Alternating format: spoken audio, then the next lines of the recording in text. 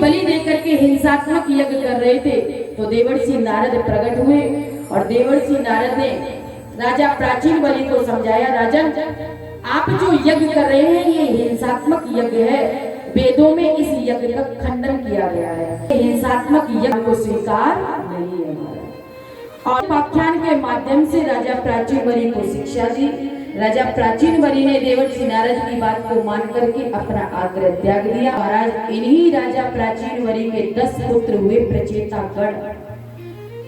इन 10 पुत्रों को राजा प्राचीन बलि के जो 10 पुत्र हुए प्रचेतागण, इनको भी देवर्षि नारद ने कूट प्रश्नों में उलझा करके संन्यास धर्म का बहुत सुंदर उपदेश दिया। उन्होंने घोर तप किया और हरि और हर दोनों को प्रसन्न कर लिया। महाराज बोलिए लक्ष्मी नारायण भगवान की। ठाकुर हमरे रमण बिहारी, हम है रमण बिहारी के। ठाकुर हमरे रमण बिहारी, हम है रमण बिहारी के। ठाकुर हमरे रमण बिहारी, हम है रमण बिहारी के।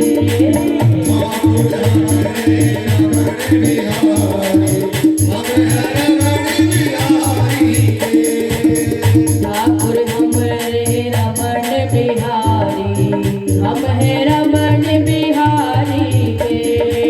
ठाकुर हमरे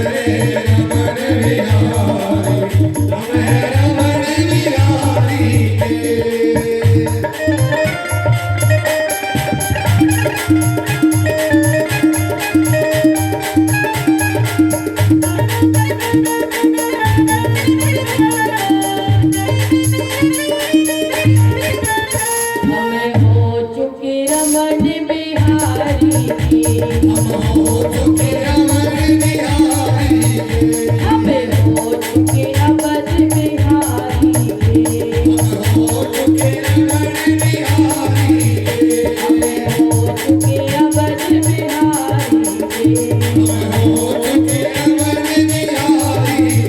हम है रमण बिहारी के। सुखदेव जी कहते हैं, राजन इस प्रकार से मैंने आपको मनु महाराज के प्रथम पुत्र जो उत्तानपाद है उनका वंश सुनाया। अब दूसरे बेटे हैं प्रियव्रत। प्रियव्रत का वंश और सुनिए आप। राजा प्रियव्रत बहुत ही प्रतापी राजा है और एक बार रात्रि के समय मन में विचार कर रहे थे कि ये रात क्यों होती है, ये 12 घंटे लोग सो करके बर्बाद कर देते हैं, मैं रात होने नहीं दूंगा। राजा प्रियव्रत ने ऐसा विचार किया और राजा प्रियव्रत ने एक ज्योतिर्मय रथ का निर्माण किया और उस रथ पर बैठ करके पृथ्वी की 7 परिक्रमा लगाई और 7 दिन तक इन्होंने रात होने नहीं दी। 7 दिन तक दिन ही रहा, 24 घंटे दिन रहा महाराज, रात नहीं हुई। ऐसे महाराज प्रियव्रत हुए, इतना तपस्या का बल था। जब इन्होंने 7 दिन तक रात होने नहीं दी, ब्रह्मा जी प्रकट हुए। ब्रह्मा जी ने समझाया, बेटा पृथ्वी की धरती की कोई भी वस्तु अनुपयोगी नहीं है, सभी वस्तुएं उपयोगी है। हर चीज का अपना उपयोग होता है। दिन में लोग जिस प्रकार काम करते हैं और थक जाते हैं और यदि रात्रि में उनको विश्राम ना मिलेगा तो उनकी मशीनरी भी ठप हो जाएगी। अगर कोई मशीन को आप 24 घंटे चलाएंगे तो वह भी खराब हो जाएगी। उपयोग करने का अपना अपना स्वभाव है। जहां पर रात्रि होती है बहुत से लोग थक करके सो जाते हैं तो विषयी लोग भोगों का भोग भोगते हैं, तो ऋषि संत महर्षि लोग ध्यान और समाधि करते हैं, भजन करते हैं। उपयोग करना तो हमारे हाथ में है। जिस प्रकार मोबाइल है, मोबाइल में अच्छा भी है और बुरा भी है, लेकिन अच्छाई की तरफ हमारा दिमाग जल्दी जाता नहीं है। प्रत्येक जीव जल्दी से बुराई की ओर अग्रसर होता है। उसी प्रकार हमें अपने बच्चों को समझाना चाहिए, बेटा इसमें इतनी अच्छी अच्छी चीजें हैं ज्ञानवर्धक, तुम उनको क्यों नहीं पढ़ते, बुराइयों की ओर आगे क्यों बढ़ते हो। केवल बटन दबाने का ही अंतर होता है। थोड़ा सा बटन गलत दबाया तो गलत दृश्य दिखने लग जाते हैं, गलत बातें मन में बैठ जाती है। चीज एक ही है, उसी में अच्छाई भी है, उसी में बुराई भी है, लेकिन हमारे प्रयोग के ऊपर निर्भर करता है हम उसका प्रयोग अच्छी जगह करें या बुरी जगह करें। जड़ चेतन गुण दोष में विश्व कीन करतार, ऐसा कोई व्यक्ति नहीं है जिसके अंदर गुण ना हो और जिसके अंदर दोष ना हो। आप समझे कि किसी के अंदर गुण ही गुण है, दोष ही दोष है, ऐसा नहीं। जिस व्यक्ति में गुण होंगे उसमें दोष भी होंगे। जहां धूप है वहां छांव भी है और जहां छांव है वहां धूप भी है। ब्रह्मा जी ने बहुत प्रकार से समझाया कि बेटा धरती की प्रत्येक वस्तु की अपनी उपयोगिता है, इसलिए तुम अपना आग्रह त्याग दो। और जैसे ही प्रियव्रत ने अपना आग्रह त्याग दिया उसी समय पृथ्वी पर 7 द्वीप और 7 सागर की रचना हो गई। और प्रियव्रत महाराज ने, राजा प्रियव्रत ने 7 द्वीपों को अपने अपने बेटों को बांट दिया। पहला द्वीप है जम्बू द्वीप। जम्बू द्वीप के स्वामी बने, अधिपति बने आग्नेन्द्र। और आग्नेन्द्र ने अब उनके 9 बेटे हुए आग्नेन्द्र के, इन्होंने जम्बू द्वीप के 9 भाग कर दिए। अब सबसे पहला भाग था अजनाब खंड। आग्नेन्द्र के बेटा हुए नाभि और नाभि के बेटा हुए ऋषभ देव और ऋषभ देव के बेटे हैं भरत और इन्हीं भरत के नाम से अजनाब खंड का नाम भारतवर्ष पड़ गया। ऋषभ देव जी के 100 पुत्र हैं। 100 पुत्रों को ऋषभ देव जी ने जन्म दिया और ऋषभ देव का विवाह इंद्र की बेटी जयंती के साथ संपन्न हुआ। 8 सिद्धियों के प्राप्त हैं ऋषभ देव जी। और इंद्र ने ऋषभ देव की ईर्ष्या से जल करके, उनकी सिद्धियों से जल करके उनके राज्य में पानी बरसाना बंद कर दिया। देवताओं के अंदर भी बड़ी ईर्ष्या होती है, केवल मनुष्यों में नहीं होती है। देवराज इंद्र ने जब पानी बरसाना बंद कर दिया तो ऋषभ देव जी ने अपने राज्य में स्वयं बारिश करवा दी थी 8 सिद्धियों के द्वारा। ऐसे ऋषभ देव जी हुए। और इन्हीं ऋषभ देव जी के बड़े बेटे हैं भरत, जिन भरत इतने प्रतापी राजा हुए जिसके नाम से अजनाब खंड का नाम भारतवर्ष पड़ गया। भरत जी महाराज के 5 बेटे हुए और भरत जी महाराज अपने बेटों को सत्ता का भार सौंप करके हम भजन करने के लिए गंडकी नदी के किनारे चले गए और गंडकी नदी में बैठ करके भजन कर रहे थे। सूर्य भगवान को जल दे रहे थे, प्रातः काल का समय था। तो क्या देखते हैं, एक हिरणी गर्भवती है, वह पानी पीने के लिए आई है और किसी शेर ने दहाड़ मारी। हिरणी घबराई और उसने जैसे ही छलांग लगाई कि उसका जो प्रसव में बालक था उसका जन्म हो गया। वह पानी में गिरा और हिरणी की मृत्यु हो गई, हिरणी मर गई। इस दृश्य को राजा भरत देख रहे थे। राजा भरत ने मन में विचार किया, इस नन्हे से मृग शावक को यदि मैंने नहीं बचाया तो ये मर जाएगा, ये भी अपने प्राण छोड़ देगा और इसकी माँ तो मर ही चुकी है, फिर इसको देखरेख करने वाला कौन होगा। जड़ भरत जी ने तुरंत उस हिरण के बच्चे को लिया और अपने आश्रम में लेके आए, लालन पालन करने लगे। मन में विचार करते हैं, अब तो मैं ही इसकी मैया बाप हूं, मेरे अलावा इसका कौन है। तो जो नन्हा सा हिरण का बच्चा था वह भी जड़ भरत जी के साथ प्रेम से रहने लगा। जड़ भरत जी भजन करने बैठते हैं तो जड़ भरत जी को आकर के चाटने लगता है। जड़ भरत जी डांट देते हैं तो थोड़ा सा दूर जाकर बैठ जाता है, फिर लाड करने लगता है। लेकिन जड़ भरत जी ध्यान कर रहे थे एक दिन और वह हिरण का बच्चा आश्रम से बाहर जंगल की ओर निकल गया। जड़ भरत जी का जब ध्यान खुला तो उस मृग शावक को ढूंढने लगे कि वह हिरण का बालक कहाँ है, बच्चा कहाँ है। और जब चारों तरफ देखा तो वह हिरण का बालक नहीं मिला, बच्चा नहीं मिला। तो जड़ भरत जी घबराए और मन में विचार करने लगे, कहीं जंगल में किसी शेर आदि जानवर ने उसे खा तो नहीं लिया, कहीं उसकी मृत्यु तो नहीं हो गई। और ऐसा विचार करते करते जड़ भरत जी का शरीर छूट गया, मर गए। इसीलिए कहते हैं, शास्त्र में कहा है, अंते यामति सागति, मरते समय आप जिस चीज का चिंतन करेंगे आपको वही बनना पड़ेगा। देवी जी का चिंतन करके मरोगे तो देवी बनना पड़ेगा, बोलना पड़ेगा। इसीलिए देवियों का ज्यादा चिंतन मत करना, हरि का चिंतन करना तो हरि का धाम मिलेगा। आज जड़ भरत जी का शरीर छूटा तो अगले जन्म में हिरण बन के आना पड़ा है। प्राय मरते समय हमारा चिंतन बिगड़ जाता है, मकान दुकान पोता पोती ज्यादा याद आने लग जाते, होता है कि नहीं। अब हाँ नहीं भरोगे जल्दी से, अब तो महाराज हमारी शान के ऊपर बात आ गई है, बोलना पड़ेगा।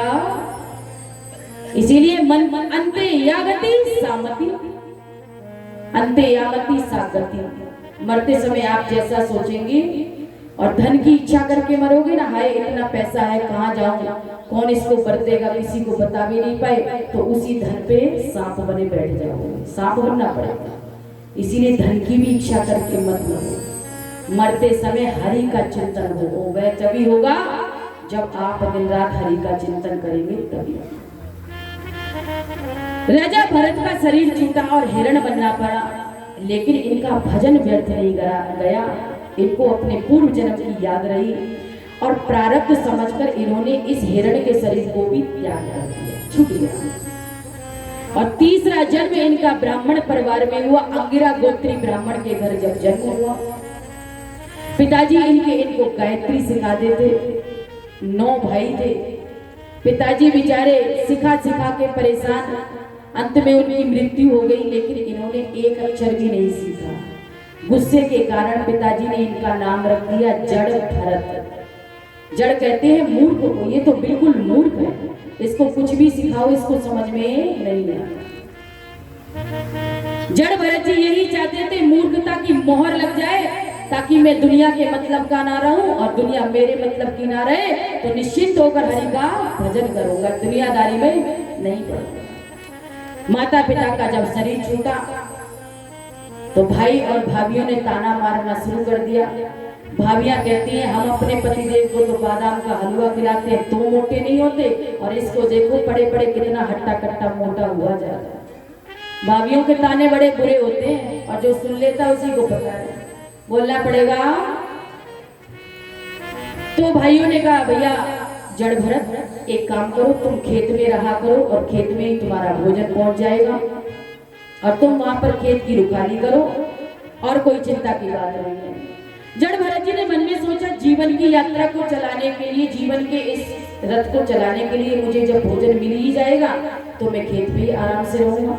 और जड़ भरत जी खेत पर पहुंच गए और खेत पर पहुंचने के बाद खेत की रुखाली कैसे करते हैं। राम की चिड़िया राम का खेत खाओ चिड़िया भर भर पे, राम की चिड़िया राम का खेत खाओ चिड़िया भर भर पे, राम की चिड़िया राम का खेत खाओ चिड़िया भर भर पे, राम की चिड़िया राम का खेत खाओ चिड़िया भर भर पे, राम की चिड़िया राम का खेत खाओ चिड़िया भर भर पे। तो महाराज जड़ भरत जी अपनी चारपाई पर चद्दर तान के सो जाते हैं और पशु पक्षी आकर के खेत को उजाड़ करके चले जाते हैं। और एक दिन भाई ने जब इस दृश्य को देखा कि जड़ भरत तो सो रहा है और पशु पक्षियों ने सारी फसल बर्बाद कर दी, इतना गुस्सा आया कि धक्का मार करके खेत से भी बाहर कर दिया। जड़ भरत जी यही चाहते थे कि अपने मन से जाएंगे तो भैया भाभी ताने मारेंगे कि काम करने के डर से ये चला गया और अब तो मुझे धक्का मार के निकाल दिया, अब कोई टेंशन नहीं है। जड़ भरत जी चले जा रहे थे, विचरण करते हुए जा रहे थे, भगवान का भजन करते हुए। रास्ते में कुछ डकैतों ने जड़ भरत जी को पकड़ लिया। डकैतों का जो सरदार था उसने माँ काली से प्रार्थना की थी, माँ मेरे घर यदि पुत्र का जन्म होगा तो मैं तुझे नर बलि चढ़ाऊंगा। तो डकैतों के सरदार के यहाँ बालक का जन्म हुआ तो नरबलि ढूंढने के लिए कुछ सरदार निकले, कुछ डकैत निकले, तो कोई और तो मिला नहीं और महाराज जड़ भरत जी मिल गए। हट्टे कट्टे जड़ भरत जी को पकड़ लिया और जड़ भरत जी को पकड़ करके ले गए और माता भद्रकाली के सामने खड़ा कर दिया। और खड़ा करने के बाद माता भद्रकाली को इन्होंने प्रणाम किया और बहुत सुंदर सुंदर भोजन कराया। और जैसे ही भोजन कराने के बाद तलवार निकाली, जड़ भरत जी ने कहा भैया क्या कर रहे हो। डकैतों ने कहा मालपुआ फ्री का नहीं था, जितने प्रेम से मालपुआ खाया था उतने प्रेम से तलवार भी खानी पड़ेगी। जड़ भरत जी शांत बैठे रहे क्योंकि जड़ भरत जी आत्मज्ञानी है, ब्रह्म ज्ञानी है। जड़ भरत जी को पता है कि एक ना एक दिन मुझे शरीर तो छोड़ना ही है, क्यों ना आज ही छोड़ूं। और आंख बंद करके जड़ भरत जी माँ भद्रकाली के चरणों में बैठ गए।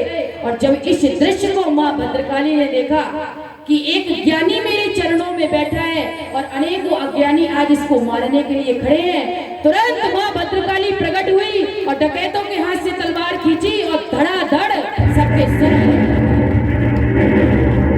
सभी डकैतों का धड़ सर से अलग कर दिया। अब थोड़ी देर के बाद जड़ भरत जी ने जब इस दृश्य को देखा तो आश्चर्यचकित रह गए।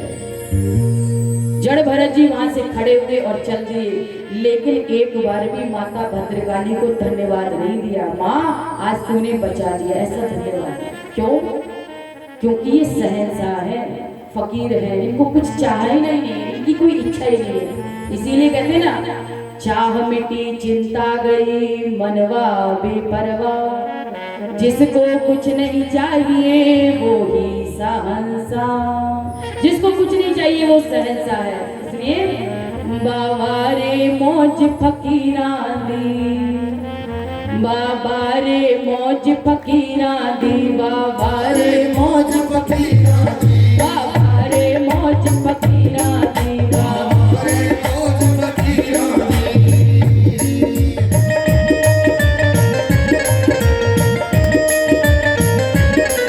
बाबा रे मौज फकीरा दी, बाबा रे मौज फकीरा दी, बाबा रे मौज फकीरा दी, बाबा रे मौज फकीरा दी, बाबा रे मौज फकीरा दी, बाबा रे मौज फकीरा दी, बाबा रे मौज फकीरा दी, बाबा रे मौज फकीरा दी।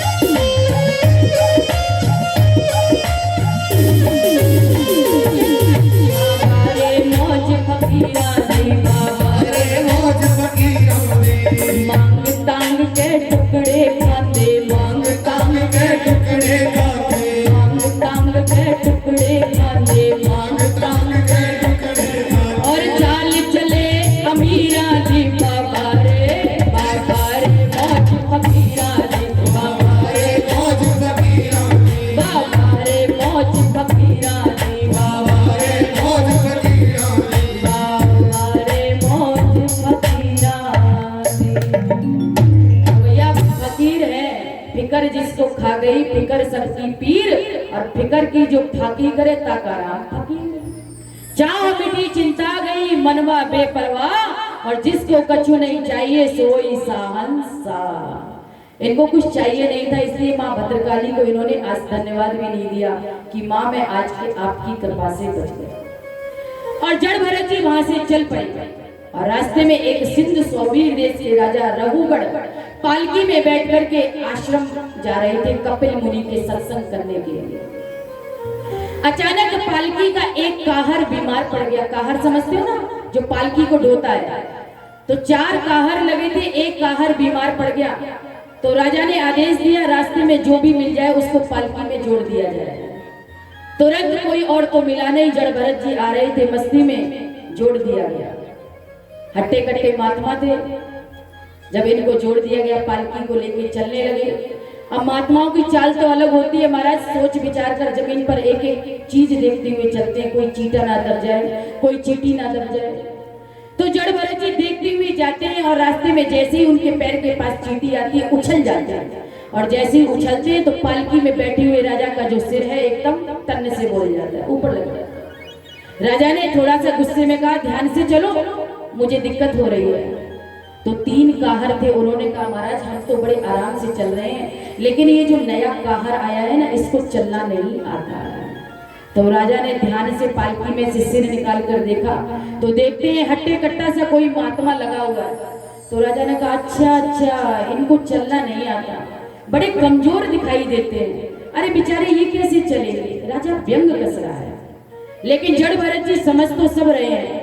और थोड़ी दूर आगे चलते हैं, पुनः जड़ भरत जी के पैर के पास चींटी आ जाती है। जड़ भरत जी उछल जाते हैं और राजा का सिर फिर से टन एकदम लग जाता है पानी में। अब तो राजा को बहुत क्रोध आया और राजा ने कहा, मैं यमराज का दूसरा भाई हूं और ऐसा तुम्हें दंड दूंगा जो तुमने कभी सोचा नहीं होगा, ऐसा दंडित करूंगा। और जब इन शब्दों को सुना तो जड़ भरत जी को लगा कि आज मुझे बोलना ही कुछ पड़ेगा। अगर मैं नहीं बोला मेरा तो कुछ बिगड़ने वाला नहीं है, लेकिन ये तो संतों का सानिध्य करता है, संतों का सत्संग सुनता है, इसको नरकगामी होना पड़ेगा। और जीवन पर्यंत जड़ भरत जी नहीं बोले और आज ऐसा बोले कि सिंध सौबीर देश के राजा रघुगढ़ का कल्याण कर दिया, ऐसा हुआ। तुरंत जड़ भरत जी ने कहा, राजन तुम किसको दंड देने की बात करते हो? ना मैं मोटा हूं, ना मैं पतला हूं, ना मैं जन्म लेता हूं, ना मैं मरता हूं, और सुख दुख आदि द्वंद मुझे प्रभावित नहीं करते। जब इन शब्दों को सुना तो सिंध सौबीर देश का राजा रघुगढ़ घबरा गया और मन में विचार करता है, जिसको मैं पागल समझ करके इतना शब्द बोले जा रहा था, ये तो कोई आत्म ज्ञानी लगता है। और तुरंत राजा रघुगढ़ ने ध्यान से देखा कि जड़ भरत जी के गले में मोटा सा जनेऊ दिख गया। महाराज जड़ भरत जी का जनेऊ देख करके राजा रघुगढ़ पालकी से कूद गए और प्राण चरणों में प्रणाम किया और कहने लगे, महाराज आप कोई तत्वदर्शी महापुरुष है, इतना विचरण, इतना गुप्त रूप में छिपा करके विचरण क्यों कर रहे हैं? और मैं तो समझ गया आप कोई ब्रह्म ज्ञानी ब्राह्मण है। महाराज मुझे किसी से डर नहीं लगता, भगवान शिव के मुझे त्रिशूल से डर नहीं लगता, भगवान विष्णु के मुझे सुदर्शन से डर नहीं लगता, इंद्र के वज्र से डर नहीं लगता। अगर डर लगता है तो मुझे ब्राह्मणों के श्राप से डर लगता है। जब ये बात कही तो जड़ भरत जी ने कहा, राजन हम श्राप देने वाले ब्राह्मण नहीं है, बताओ तुम क्या पूछना चाहते हो?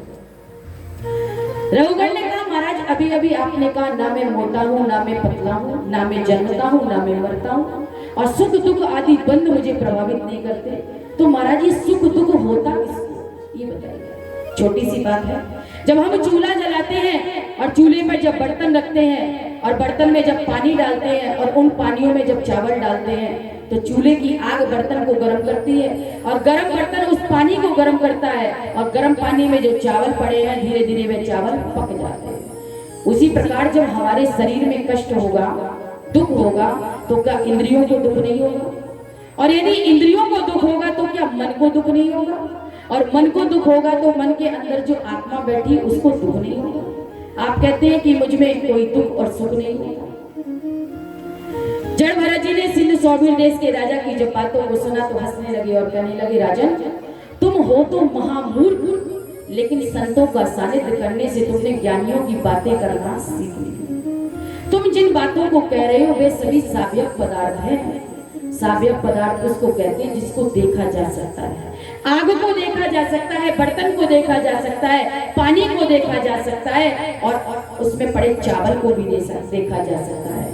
लेकिन जिस आत्मा के साथ तुम इनकी तुलना कर रहे हो, क्या तुमने उस आत्मा को देखा है?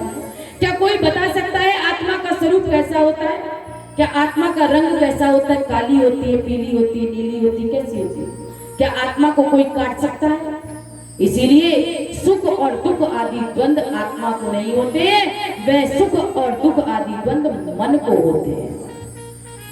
यदि आपके मन के अनुकूल कोई काम हो जाए तो आप सुखी हो जाते हैं और मन के प्रतिकूल कोई काम हो जाए तो आप दुखी हो जाते हैं। हो जाते कि नहीं? किसी ने बहुत प्रेम से बोल दिया, आपके मन की बात कर दिया, आप बहुत प्रसन्न हो गए, और किसी ने आपके मन की बात को नहीं किया तो आप इतने में दुखी। जिस प्रकार रात के 10 बजे कोई मेहमान आ जाए और ससुर जी के, बहू थोड़ा मेहमान आए हैं, थोड़ा भोजन बना दो। रात्रि में मेहमान को भूखा सुलाना अच्छी बात नहीं है। तो बहू सुन तो लेगी, अंदर से कितनी गुस्सा होती है इन्हीं को पता है। अभी तो फुर्सत मिली थी और जैसे तैसे रसोई में से आए और इनके मेहमान आके टपक पड़े। फुर्सत मिलती नहीं है, उठा उठा के बर्तनों को मारेगी रसोई में और 1 घंटे में 4 रोटी बना देगी, क्योंकि उसको दुख है। और वही अगले दिन रात के 12 बजे भैया आ जाए और भैया आवाज आए, और बहना कैसी है? फिर देखो इनके शरीर में कैसा करंट लगता है। अरे भैया तू इतनी रात में, आज जल्दी आ, हाथ पैर धो, मैं तेरे लिए भोजन बना देती। भाई कह भी रहा है बहन मैं अभी भोजन करके आया हूँ। अरे कितनी देर का करा हुआ है, पच गया होगा, ले मैं तेरे लिए बना देती हूँ। और रात के 12 बजे पूड़ियां निकालने लगेगी तो इनको दुख नहीं होता। यही है, भाई आया है वहां प्रेम है, और रिश्तेदार आए हैं वहां हमारा प्रेम नहीं है, क्योंकि ससुर ने जो कह दिया। मन के अनुकूल कोई कार्य हो जाता है उसमें सुख होता है, और मन के प्रतिकूल जो काम हो जाता है उसमें दुख होता है। यही सुख और दुख है। इस प्रकार से सिंध सौवे देश के राजा रहुगढ़ का कल्याण कर दिया, और मन में विचार कर रहे थे राजा जड़ भरत जी ने मन में सोचा यदि आज मैं नहीं बोला तो इसका तो नरक जाना निश्चित है, लेकिन लोग उपहास करेंगे कि संतों के असानिध्य करने वाला भी नरकगामी हो गया। इसीलिए जाने या अनजाने में सही इसकी पालकी का भार तो मेरे कंधे पर है, इसलिए आज मेरा दायित्व बनता है इसका कल्याण कर देना चाहिए। और ऐसे शब्द बोले कि सिंध सौवीर देश के राजा का कल्याण कर दिया महाराज। बोलिए द्वारकाधीश भगवान की। इस प्रकार से जड़ भरत जी का कथा का श्रवण आपने किया। और अब महाराज सुखदेव जी ने पूछा राजन अब आप क्या सुनना चाहते हो? राजा परीक्षित से प्रश्न किया। राजा परीक्षित ने कहा मुझे महाराज कुछ खगोल और भूगोल के बारे में बताइए। खगोल और भूगोल का बहुत सुंदर ज्ञान दिया। धरती पर 7 द्वीप हैं, 7 सागर हैं, 14 भुवन हैं, 7 लोग नीचे हैं, 7 लोग ऊपर हैं। और फिर राजा परीक्षित ने प्रश्न कर दिया महाराज मैंने नरकों के बारे में सुना है, ये नरक कहाँ होते हैं? सुखदेव जी ने परीक्षित की बातों को सुनकर के कहने लगे राजन धरती से 99,000 योजन नीचे संयमनीपुरी नाम की एक जगह है, उसको नरक कहा जाता है। और 28 प्रकार के नरक होते हैं। जो व्यक्ति पर संपदा का हरण करता है, दूसरे की संपत्ति को चुरा ले जाता है, उसको कुंभी पाक नामक नरक में डाल दिया जाता है। जो व्यक्ति घर में आए हुए मेहमानों को बहुत ही बुरी दृष्टि से देखता है, गुस्से की दृष्टि से देखता है, उसको वज्रतुंड नामक नरक में डाल दिया जाता है। वहां पर उसकी आंखों को गीद निकाल करके खा जाते हैं। नरकों का वर्णन किया, किस प्रकार से कौन सा नरक भोगने को मिलता है। 28 नरकों का वर्णन कर रहे थे। राजा परीक्षित घबराए और मन में विचार करने लगे और हाथ जोड़कर बोले हे सुखदेव जी महाराज इन नरकों से बचने का कोई उपाय है? यदि है तो आप मुझे बताइए। राजा परीक्षित की बातों को सुनकर के सुखदेव जी ने कहा राजन नरक तो धोबी घाट के समान होते हैं। जिस प्रकार कपड़ा गंदा हो जाता है तो घर में साबुन लेके धुल दिया जाए तो कपड़ा साफ, और यदि कपड़ा गंदा हो गया और आपके पास धुलने का समय नहीं है तो वह कपड़ा धोबी घाट में जाता है। और धोबी कपड़ा तो धुलता ही है, लेकिन कपड़े की कुटाई भी बहुत जोरदार करता है कि नहीं? उसी प्रकार ये मानस तन एक चोला है, ये कपड़ा है, इस पर आपने पाप का दाग लगाया, लेकिन प्रायश्चित के साबुन से इसको धोया नहीं, और दाग पे दाग लगाते चले गए तो एक दिन आपको यमराज के पास, जो यमराज का धोबी घाट है ना, यमलोक जिसको नरक बोलते हैं, वहां जाना पड़ेगा। और यमराज फिर आपको जो प्रताड़ना करेंगे वो आप सोच नहीं सकते। राजा परीक्षित ने कहा महाराज कोई बढ़िया सा साबुन हो तो हमें बता दो, हम भी लगा लेंगे, क्योंकि हमसे भी अपराध हो गया है। हमने समाधि अवस्था में एक संत का अपमान कर दिया था, मरा हुआ सर्प डाल के, अपमान तो हुआ। तो महाराज ऐसा कोई साबुन है बढ़िया? तो आप लोग विचार कर रहे होंगे कौन सा साबुन है, लक्स का या पियर्स, कौन सा साबुन है? राम नाम के साबुन से जो मन का मैल छुड़ाएगा, निर्मल मन के दर्पण में वो राम का दर्शन पाएगा, राम का दर्शन पाएगा। राम नाम के साबुन से जो, राम नाम के साबुन से जो मन का मैल छुड़ाएगा, निर्मल मन के दर्पण में वो राम का दर्शन पाएगा, राम का दर्शन पाएगा। बोलो राम राम राम सीता राम राम राम,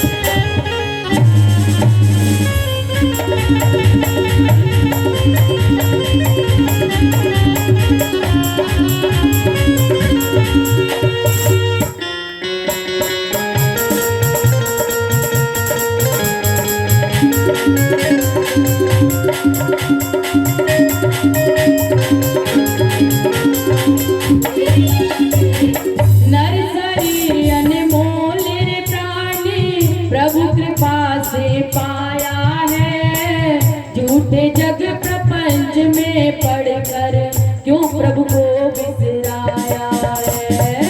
नर शरीर अनमोल रे प्राणी प्रभु कृपा से पाया है। झूठे जग प्रपंच में पड़कर क्यों प्रभु को बिसराया है। समय हाथ से निकल गया तो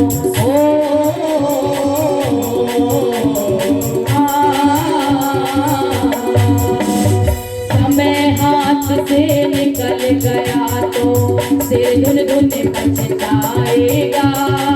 निर्मल मन के दर्पण में वो राम का दर्शन पाएगा। राम का दर्शन पाएगा।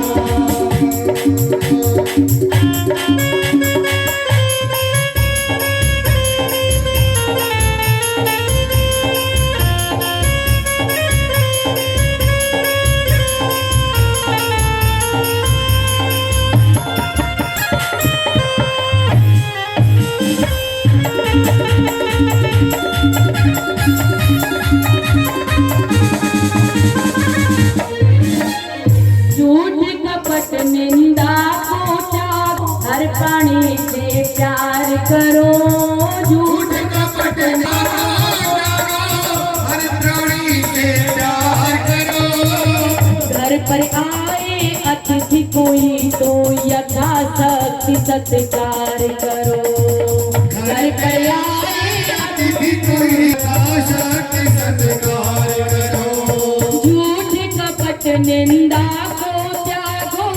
हर प्राणी से प्यार करो। घर पर आए अतिथि कोई तो यथाशक्ति सत्कार करो। पता नहीं किस रूप में आकर हो।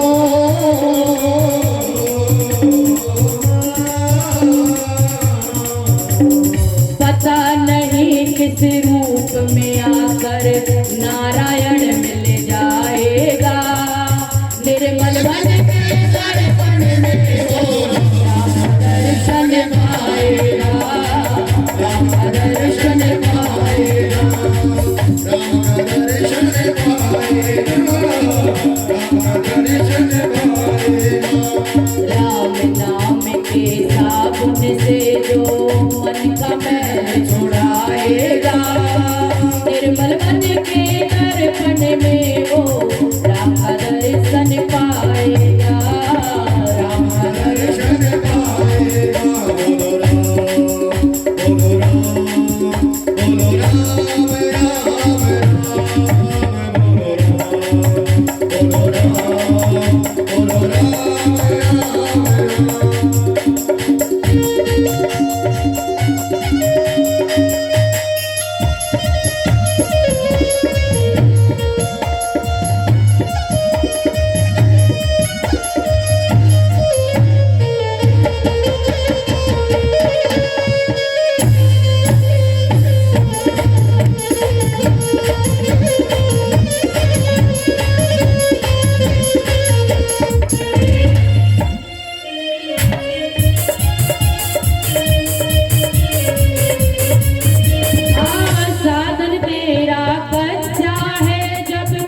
प्रभु पर विश्वास नहीं।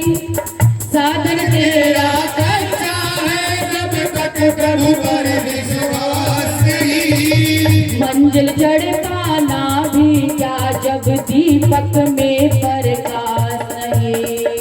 मंजिल चढ़ पाना भी दीपक में प्रकाश नहीं। निश्चय है तो भव सागर से, निश्चय है तो भव सागर से बेड़ा पार हो जाएगा। निर्मल मन के दर्शन में वो राम का दर्शन पाएगा, राम का दर्शन पाएगा। बोलो राम राम राम सीता राम राम राम। बोलो राम राम राम सीता राम राम राम।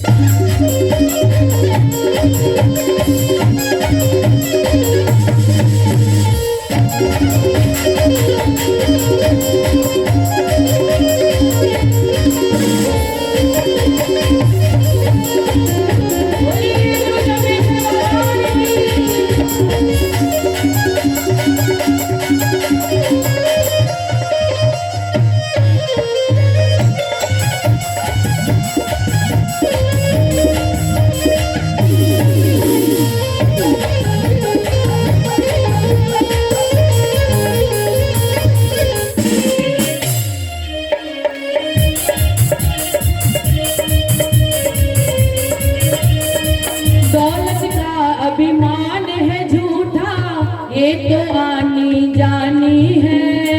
दौलत का अभिमान है झूठा, ये तो आनी जानी है। राजा रंग अनेक हुए, कितनों की सुनी कहानी है। राजा रंग अनेक हुए, कितनों की सुनी कहानी है। दौलत का अभिमान है झूठा, ये तो आनी जानी है। राजा रंग अनेक हुए, कितनों की सुनी कहानी है। राजा रंग अनेक हुए, कितनों की सुनी कहानी है। राम नाम प्रिय महामंत्र ही, राम नाम प्रिय महामंत्र ही साथ तुम्हारे जाएगा। निर्मल मन के दर्पण में वो राम का दर्शन पाएगा, राम का दर्शन पाएगा। बोलो राम राम राम सीता राम राम राम। बोलो सीता राम राम राम। बोलो राम राम राम सीता राम राम राम। सुखदेव जी महाराज ने बताया, राजन यदि जीवन में पाप हो गया हो और राम नाम रूपी साबुन से यदि आप उस पाप को रगड़ दोगे, दिन रात जप करोगे, तो बड़ा से बड़ा पाप जल करके भस्म हो जाएगा। फिर आपको नरक नहीं जाना पड़ेगा, भगवान विष्णु के धाम में आपको जाना पड़ेगा। इस प्रकार से समझाया। सबसे पहले मैं सूचना देना चाहूंगी मेरी मातृशक्ति को, आज की जो कथा है थोड़ा विलंब रहेगी। किस किस को देर हो जाएगी घर जाने की? तो आज लाला का प्राकट्य उत्सव है, इसलिए थोड़ी कथाएं शेष है। इसलिए माताओं, मैं कल बताना भूल गई थी, जिस दिन भगवान का प्राकट्य होता है, आपको तो पता है कन्हैया रात के अंधेरे में ही आना पसंद करते हैं, लेकिन हम अंधेरा नहीं करेंगे, घबराना मत, हम थोड़ा जल्दी कर देंगे। लेकिन कल की कथा से थोड़ा आज की कथा विलंब तक चलेगी, इसलिए जो भी कार्य आपके हैं एक दिन के लिए थोड़ा सा कार्यों को भूल करके चित्त में कथा बिठा करके आराम से सुनो। तो राजा परीक्षित ने जिस प्रकार से कहा कि महाराज आपने बताया राम नाम के साबुन से सभी पाप भस्म हो जाते हैं और जीव का कल्याण हो जाता है, तो ऐसा कोई प्रमाण है आपके पास जिसने भगवान का नाम जपा और उसका कल्याण हो गया? राजा परीक्षित की बातों को सुनकर के श्री सुखदेव जी ने कहा, राजन एक अजामिल नाम का ब्राह्मण था, कान्य कुब्ज ब्राह्मण था, और जो कन्नौज का रहने वाला था। ये कन्नौज उत्तर प्रदेश में है। तो महाराज बहुत विद्वान ब्राह्मण था, बहुत सुंदर इसकी धर्मपत्नी थी, माता थे, पिता थे, बच्चे थे। लेकिन एक बार इसने जंगल में एक गलत दृश्य देख लिया। बहुत ध्यान से सुना। एक बार ये जंगल में हवन के लिए समिधा लेने के लिए गया तो इसने एक गलत दृश्य देखा और इसकी मति बिगड़ गई, बुद्धि बिगड़ गई। इसीलिए ये हमारे 10 दरवाजों रूपी ये जो शरीर है, ये जो भवन है, आंखें इसका प्रवेश द्वार है। जैसे आप बहुत सुंदर मकान बनाते हो तो मेन गेट बनाते हो कि नहीं, उसी प्रकार ये मानव रूपी हमारा जो भवन है, शरीर रूपी ये जो हमारा भवन है, इसकी आंखें प्रवेश द्वार है। यदि आप अपनी आंखों से गलत दृश्य देखेंगे, गलत जगह देखेंगे, तो आपके हृदय में भी गलत बातें ही बैठेंगी, और अच्छा दृश्य देखेंगे तो आपके हृदय में अच्छा ही बैठेगा। इसीलिए अपनी आंखों को उस व्यक्ति को देखो जो देखने लायक है, जिसके अंदर कुविचार नहीं है, बुरे विचार नहीं है, उसको देखिए। यदि आप जहां मन हो वहां अपनी आंखें उठा करके देख ले तो आपकी दृष्टि बिगड़ जाएगी, और जैसे ही दृष्टि बिगड़ी कि सृष्टि बिगड़ जाएगी। जैसी दृष्टि वैसी सृष्टि। इस बात को लेकर के मुझे एक बहुत सुंदर कथा याद आती है, पहले आपको बताते हुए फिर आगे बढ़ूंगी। स्वामी विवेकानंद जी महाराज से जुड़ी हुई ये बहुत सुंदर रोचक कथा है। स्वामी विवेकानंद जी महाराज जब शिकागो धर्म सम्मेलन में गए, अमेरिका में ये शिकागो नाम की एक जगह है, वहां सभी धर्म सम्मेलन के सभी धर्मों के लोग आए हुए थे और स्वामी विवेकानंद भी गए। सभी धर्मों के लोगों ने अपनी अपनी बात रखी, अपने अपने धर्म का प्रचार प्रसार किया, और सब लोग लेडीज एंड जेंटलमैन कहकर के अपनी अपनी बात शुरू कर रहे थे। और हम और आप कैसे करते हैं, भैया और बहन कह के बोलते हैं। हमारे माननीय प्रधानमंत्री जी भाइयों एवं बहनों, सुनते हो ना उनका भाषण, तो सभी लोग लेडीज एंड जेंटलमैन करके बोल रहे थे। लेकिन स्वामी विवेकानंद जी का जैसे ही नंबर आया तो स्वामी विवेकानंद जी ने कहा ब्रदर्स एवं सिस्टर्स। जैसे ही भाई और बहन कहा कि वहां पूरे समाज में तालियां गड़गड़ा गई थी। भाई और बहन कहते ही विदेशी लोगों ने तालियां बजाई थी स्वामी विवेकानंद जी के ऊपर। क्यों? ऐसा क्या खास बात थी भाई और बहन? जहां पर बहन और भाई का रिश्ता होता है वहां पर कभी भी हृदय में, मन में कुविचार नहीं आते हैं, भ्रष्टाचार नहीं होता है, पापाचार नहीं होता है, व्यभिचार नहीं होता है महाराज। इसलिए भाई और बहन से पवित्र रिश्ता कोई नहीं होता। लेकिन आज रिश्तों की आड़ में बहुत कुकर्म किए जा रहे हैं, ये तो आप सभी जानते हैं। रिश्तों का सहारा लेकर के कुकर्म किए जा रहे हैं। तो महाराज जब स्वामी विवेकानंद जी ने अपना भाषण दिया और भाषण देने के बाद अपने कमरे में आए स्वामी विवेकानंद जी, काफी लोग बैठे हुए थे, तो एक अंग्रेजी महिला, विदेशी महिला ने कहा स्वामी जी हम आपसे कुछ बात करना चाहते हैं। स्वामी जी ने कहा बोलिए देवी जी क्या कहना चाहते हैं? बोले महाराज यहाँ नहीं, बिल्कुल एकांत में। बोले देवी ये एकांत ही है, आपको जो कहना है आप कह दो।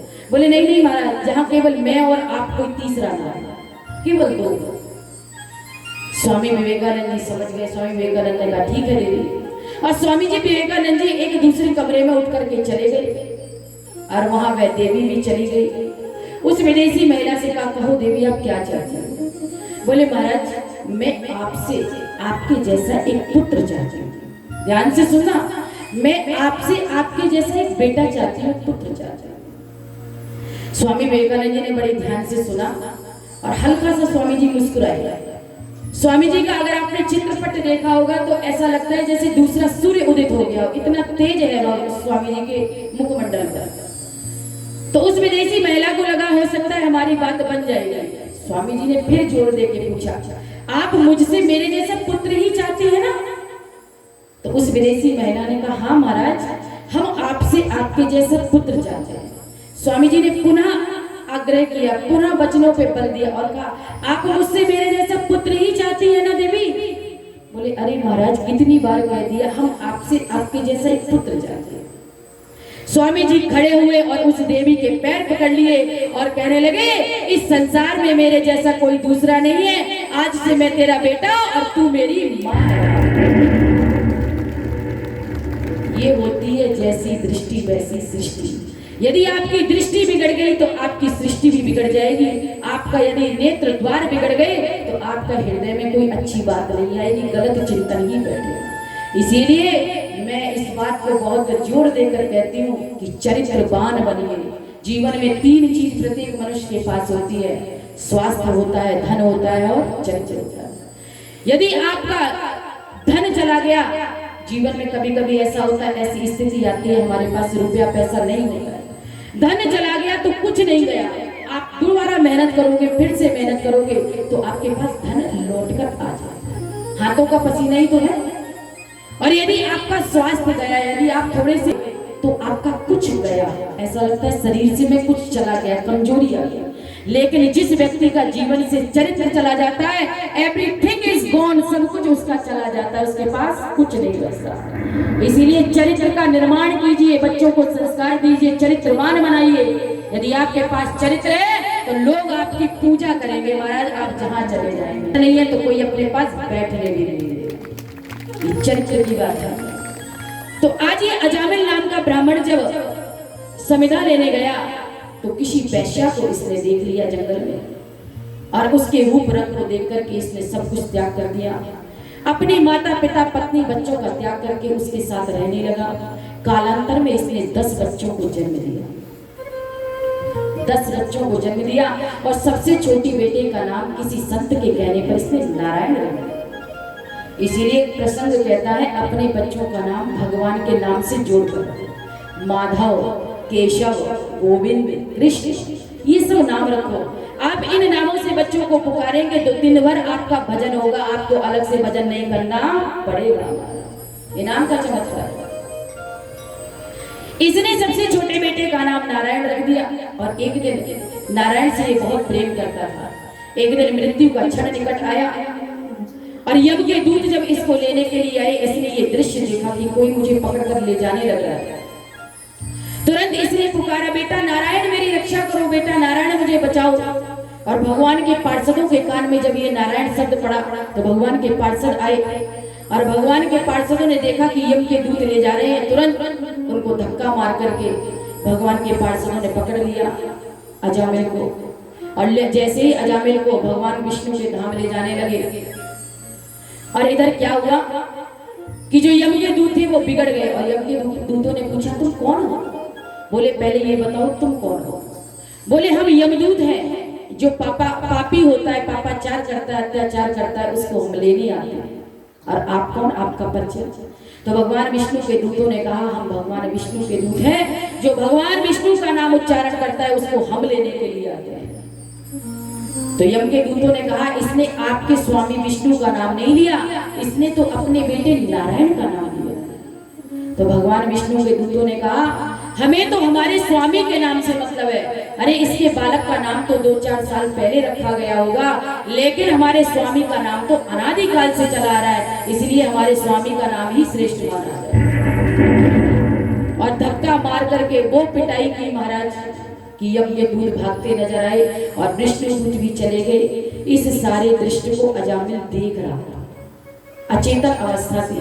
अजामिल ने मन में विचार किया, आज मैंने धोखे से नारायण को पुकारा तो मुझे विष्णु के दूत लेने आए, और यदि मैंने वास्तविकता भगवान का भजन किया होता तो मैं आज भगवान के धाम पहुंच गया होता, तो मेरा जीवन कितना धन्य होता। और इसको ग्लानि हुई, सब कुछ छोड़ करके हरिद्वार के किनारे आया और इसने 11 स्कंद का श्रीमद् भागवत का पाठ किया। और पाठ करते करते करते करते भगवान विष्णु के धाम को प्राप्त हो गया। बोलिए विष्णु भगवान की। क्या बात है, भूख लग रही है क्या आप लोगों को? फिर तालियों में दम कैसे दे?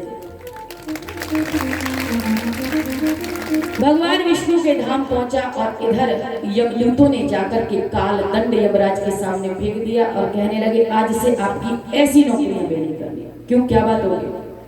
बोले आपके कहने पर हम गए थे और वहां से हमें मार पीट कर भेजा है भगवान विष्णु के दूतों ने। किस बात के लिए मारा? बोले उसने केवल नारायण का नाम लिया था, इसलिए मुझे मार पीट कर भेजा। तुरंत यमराज ने यमदूतों के हाथ मुख पर एकदम हाथ लगा दिया और कह दिया, चुपचाप। बोले क्या हो गया महाराज? बोले इतना पावन नाम तुमने अभी लिया है, दोबारा मत ले लेना। इस नाम का कितना बड़ा चमत्कार है तुम्हें पता है? इतने पापी मेरे नरक में भरे पड़े हैं, और यदि ये पावन नाम उनके कान में चला गया तो अभी इसी समय सबको विदाई देनी पड़ जाएगी, सबको विदा करना पड़ जाएगा। अच्छा महाराज, इसका इस नाम का इतना बड़ा चमत्कार है, चमत्कार तुम्हें नहीं पता चला? यमराज ने कहा तुम्हारी कितनी पिटाई की यमदूतों ने और तब भी तुम्हें पता नहीं चला? तो यम के दूतों ने कहा महाराज हमें तो ये बता दो कि किसको लेकर आना है और किसको नहीं लाना है, बाकी हम किसी के चक्कर में नहीं पड़ते। तो यमराज ने कहा एक काम करो, आज से डायरी और पेन लेकर के नोट कर लो किसको लाना है किसको नहीं लाना है। जिसका माथा हरि के चरणों में ना झुकता हो उसको मेरे पास लेकर के आओ, जिसकी जिह्वा से हरि का गुणगान ना होता हो उसको मेरे पास लेकर के आओ, जिसकी आंखें हरि का दर्शन ना करती हो उसको मेरे पास लेकर के आओ, जो गले में तुलसी या रुद्राक्ष की माला ना डालता हो उसको मेरे गले में मेरे द्वार पर लेकर के आओ, जिसका मस्तक सूना है उसको मेरे द्वार पर लेकर के आओ, जिसके कानों में भगवान का नाम नहीं जाता है उसको मेरे द्वार पर लेकर आओ, बाकी के किसी से हाथ मत लगाना। इस प्रकार से बहुत सुंदर भगवान की महिमा बताई, इन लोगों को मेरे पास लेकर के आओ। इसीलिए भैया मस्तक सुनना मत रखा करो, पहले दिन ही निवेदन किया था, मस्तक पर कोई ना कोई तिलक धारण करो, गले में रुद्राक्ष या तुलसी की माला डालो। जब तक आपके गले में रुद्राक्ष और तुलसी की माला पड़ी रहेगी और मृत्यु का क्षण आपके जीवन में होगा तो यम के दूत नहीं भगवान शिव के गण या भगवान विष्णु के दूत आपको लेने के लिए।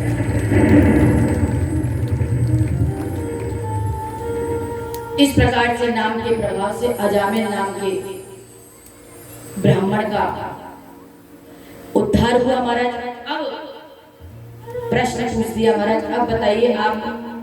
राजा परीक्षित ने प्रश्न कर दिया कि भगवान को समदर्शी कहते हैं, लेकिन जब भी देखते हैं तो भगवान दैत्यों को मारते हैं और देवताओं को गले लगाते हैं। समदर्शी का मतलब होता है जो सभी को एक समान देखे, उसका नाम है समदर्शी। तो भगवान दैत्यों को तो मारते हैं और देवताओं को गले लगाते हैं, फिर भी समदर्शी कहे जाते हैं। जैसे शमशान होता है ना, इसका नाम शमशान क्यों है? सम माने बराबर और शान माने शान होती है ना, जहां पर जाकर सभी की शान एक बराबर हो जाए उसी का नाम है शमशान। ना कोई अमीर है वहां पर, ना कोई गरीब है, सब एक बराबर है, राख की ढेरी बन गई है। उसी प्रकार भगवान को समदर्शी क्यों कहते हैं? सुखदेव जी ने कहा राजन, भगवान तो समदर्शी ही है, जो जैसा भगवान से नाता बनाता है भगवान वैसा ही नाता उससे जोड़ लेते हैं। देवता भगवान से मित्र का व्यवहार करते हैं तो भगवान उनके मित्र बन जाते हैं, और दैत्य लोग भगवान को अपना शत्रु समझते हैं तो भगवान उनके शत्रु बन जाते हैं। तोहे मोहे नाते अनेक मानिए जो भावे, जो आपको अच्छा लगे वो बना लो, भगवान तो सब कुछ बनने के लिए तैयार है। अरे भगवान तो नौकर बन जाते हैं, अर्जुन का रथ हाँकने के लिए सारथी बन जाते हैं, भगवान तो नंदा नाई बन जाते हैं, भगवान तो अंतर्यामी बनकर के 13 महीने तक नौकर बन के सेवा करते हैं। भगवान तो सब कुछ बनने के लिए तैयार है, लेकिन कोई बनाने वाला होना चाहिए। यदि आप कोई नाता जोड़ोगे ही नहीं भगवान से तो भगवान क्या करेगा? इसलिए कहते हैं ना, भगवान से प्रेम करो, भगवान से नाता जोड़ो। यदि आप भगवान से देखो, नाता तो जोड़ा था कंस ने भी, लेकिन शत्रुता का नाता जोड़ा था। नाता जोड़ा था रावण ने, लेकिन शत्रुता का नाता जोड़ा था। लेकिन शत्रुता का नाता जोड़ने के बाद भी भगवान ने कंस का भी उद्धार किया और रावण का भी उद्धार किया। सुखदेव जी ने कहा राजन एक बात सुनो, हिरण्याक्ष और हिरण्यकश्यप दैत्य है, उन्हीं का बेटा है प्रहलाद। और प्रहलाद को तो भगवान गले लगाते हैं और हिरण्याक्ष को भगवान मारते हैं और हिरण्यकश्यप को भगवान मारते हैं। तो बताइए क्या दैत्य के पुत्र प्रहलाद नहीं है? अगर दैत्य पुत्र प्रहलाद नहीं होते तो भगवान प्रहलाद पर कृपा क्यों करते? प्रहलाद भी तो दैत्य ही है, दैत्यों के वंश में जन्म लिया है, लेकिन भगवान की भक्ति इनके अंदर कूट कूट के भरी है, इसलिए भगवान ने अपना अनुग्रह प्रहलाद के ऊपर किया। सुखदेव जी से राजा परीक्षित ने प्रश्न किया, महाराज प्रहलाद का हमें चरित्र विस्तार से सुनाओ। सुखदेव जी कहते, राजन हिरण्याक्ष और हिरण्यकश्यप नाम के 2 भाई थे। जब बराह भगवान ने अवतार लिया था, विष्णु भगवान ने जब बराह रूप में अवतार लिया था तो हिरण्याक्ष का वध कर दिया था। आप लोगों ने कथा सुनी थी ना, हिरण्याक्ष को मार दिया था। और जब से हिरण्याक्ष को भगवान ने मारा उसी समय से हिरण्यकश्यप कट्टर बैरी बन गया भगवान का। और बोला मैं इस विष्णु को छोड़ने वाला नहीं। और इसने घोर तप किया और इतना तप किया कि इसके संपूर्ण शरीर में दीमक लग गई महाराज। और दीमक लगने के बाद ब्रह्मा जी प्रसन्न हुए। ब्रह्मा जी ने कहा वरदान मांगो। तो इसने वरदान मांगा कि मुझे कर दीजिए। ब्रह्मा जी ने कहा भैया अमर तो मैं ही नहीं हूं, मैं तुझे कहां से कर दूंगा।